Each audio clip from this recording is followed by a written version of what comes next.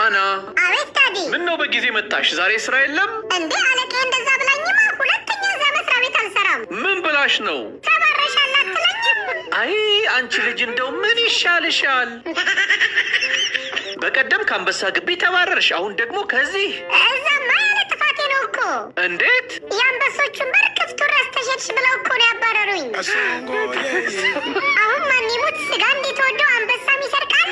ኤኒዌይስ የአሁኑ መስሪያ ቤቴ ወላጅ ይዘሽ ከመጣሽ አንድ እድል ይኖርሻል ስለተባልኩ ማሚን ይዣት ወደ ሳይት ተመለስኩና ከአለቃዬ ጋር ትንሽ እንዳወራች ይህን የመሰለ ሳይት አግኝተሽ ነው የምትጨማለቂው? በይ አርፈሽ ስሪ ብላ ቀውጣብኝ ሄደች።